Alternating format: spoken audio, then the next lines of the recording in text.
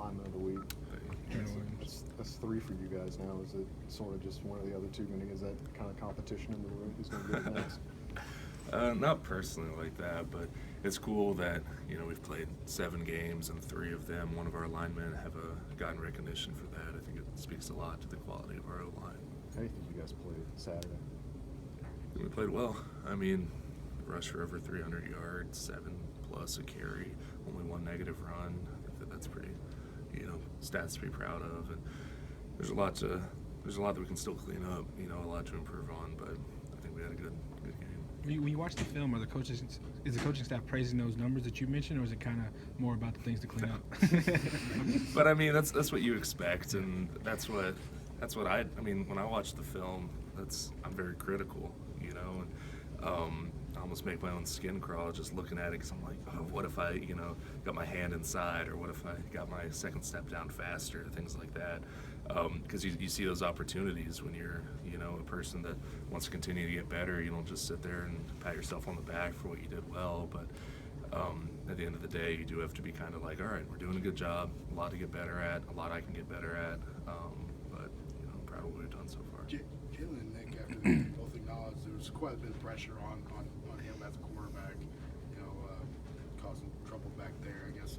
What did y'all see from that, and what was the issue for some of the pass protection issues? There's a lot of things. It's kind of like, you know, you go to Krispy Kreme, you want to surprise your daughter, you get her some donuts, you know, you bring them home, and she's like, I don't eat donuts, I'm gluten-free now, you know? And it's like, but I was trying to surprise you, I was trying to, you know, whatever. There's some things that are just like, you don't prepare for. You know, we think that they're going to come out, play cover 7, P coverage underneath that, rush 3, drop 8, and block all day. First, third down, we come out, we're going to, you know, be in a 6-man protection. We should be fine. They mug up 7 guys. We're like, okay, well, they're going to drop. So bring 7, you're hot off 1, you got to throw it away. I mean, are you a bad dad for bringing home donuts? You know what I mean? Like, no. So it's just one of those things that you move on from. We'll be better prepared. We end up changing some of our protections and picking stuff up later. So it's not an ability thing, you know? That's how I feel about that. Best analogy I've ever heard. Do you like donuts? Do you like? I don't eat donuts. I'm like his daughter. How did it usually for you guys to have Josh Jacobs back, and just what kind of dynamic does he add to go along with what you already had with guys like Bill and Damian? What kind of donut would you get him if you were trying to surprise him? Josh is a great guy, great runner. He's one of my good friends. He's, you know, another running back in the stable, another guy that people have to be prepared for. And I think the running backs keep each other fresh, and there's not a lot of drop off when you go from one guy to another. And they're all selfless runners. I think that, I think that he brings a lot to it. He's a good runner. Between where you guys are now and where you want to be, how close are you? The coach's answer is that we're, you know, so far from where we want to be. I agree with that. Like I was saying, when I watch film, I'm very critical, and there's so much that we can get better at on every play, even when you do a great job, you know, like even on Damian's 75-yard touchdown run, I saw some things where it's like, you know, we could have done a better job at that.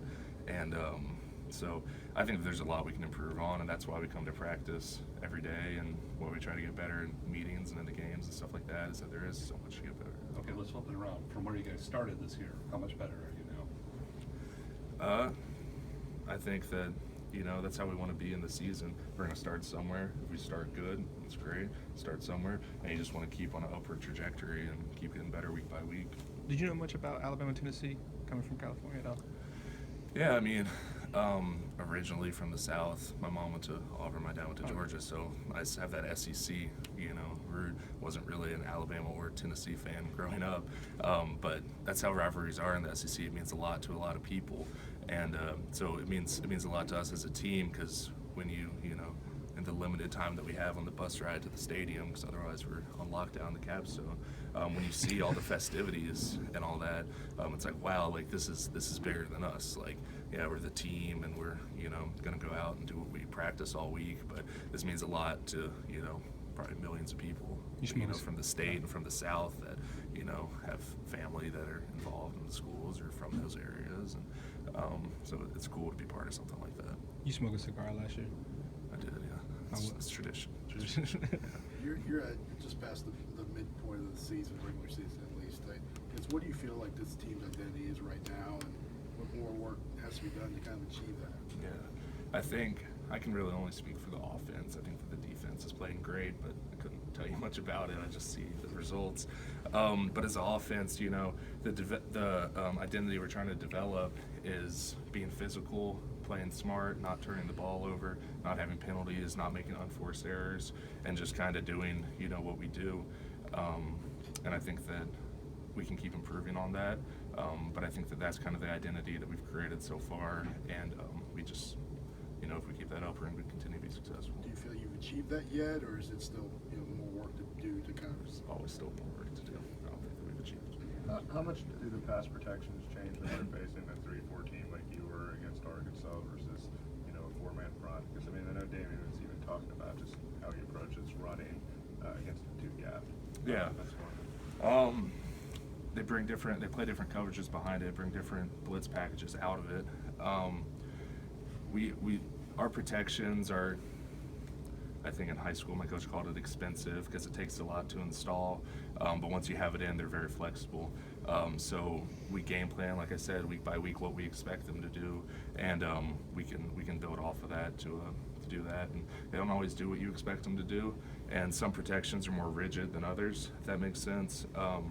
So when they're being more unpredictable, you have to go to the more flexible protections that are, you know, a little bit more, they can account for more things, I guess.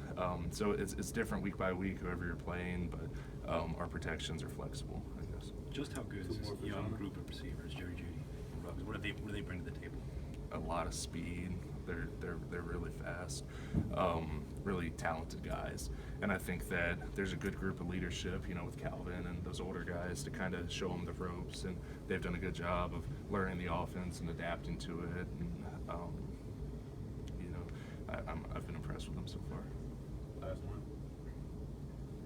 Are you your worst critic, or are the coaches your worst critic? That's a clash of the Titans right there. I don't know. I think that I'm pretty harsh on myself, so the coaches are probably more constructive criticism than I'm harsh on myself for, you know, going through and just nitpicking on every single play what I can do better. And but I think that's really that's the, you know, key for a lot of people in all aspects of, you know, sports and life who are successful is they're usually their biggest critics. Thanks. Thanks, Jamie.